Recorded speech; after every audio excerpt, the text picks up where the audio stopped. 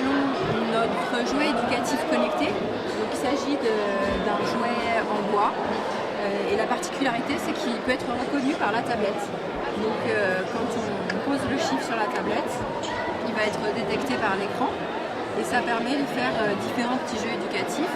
On a créé ce produit parce qu'on sait que les enfants sont extrêmement attirés par les tablettes et en même temps on ne voulait pas qu'ils fassent le lien avec le jouet physique traditionnel, le jouet bois, le beau jouet. On a voulu combiner les deux. On vient agencer les quelques de vêtements dessus, on crée sa tenue, on la décalque et on la colorie et ensuite jusque-là on est sur un jeu relativement classique, c'est quelque chose qu'on connaît déjà. Là où on a quelque chose de vraiment nouveau avec le Fashion Creator, c'est qu'on va pouvoir scanner son dessin dans l'application. L'application reconnaît les vêtements que la petite fille a dessinés, les couleurs qu'elle a choisies, les motifs qu'elle a dessinés et il les modélise en 3D dans l'application. Sur le stand Silverlit, cette année on lance 3 drones de différents formats et qui ont différentes fonctions. Donc, le premier c'est le Walker Drone où vous avez 3 modes de déplacement et un mode de déplacement supplémentaire. Donc, notamment celui qui permet de rouler sur les murs et sur les plafonds. L'autre c'est le Demon Drone qui est un petit drone d'intérieur très maniable.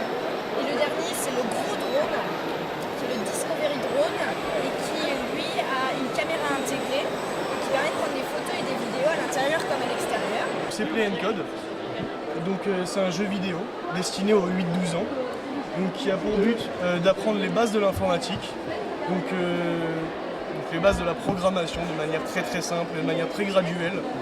Donc le but c'est vraiment de montrer aux enfants les possibilités qu'il y a avec la programmation, sans aller trop loin. Il y a un monde ouvert en 3D où l'enfant pourra donc exécuter des mini-jeux à l'intérieur, des mini-jeux ludiques ou éducatifs. Les mini-jeux éducatifs lui permettront donc d'apprendre des notions et les mini-jeux ludiques lui permettront de rester vraiment dans cette forme de jeu vidéo. Ensuite, c'est le principe des engrenages. Nouveauté 2015 pour l'innovation. On va partir d'une boîte unique. La boîte, c'est le Funicube, elle comporte 80 pièces. Et à partir de là, on va faire différents modèles. Donc on va faire un manège, une tour. C'est un plastique, c'est rigide mais souple en même temps. Donc ça casse pas pour les enfants, c'est sympa. C'est bien ou pas les enfants? Flip It, c'est un jeu c'est un jeu d'assemblage pour les enfants qui va sensibiliser les enfants aux enjeux environnementaux tout en développant leur créativité et leur motricité.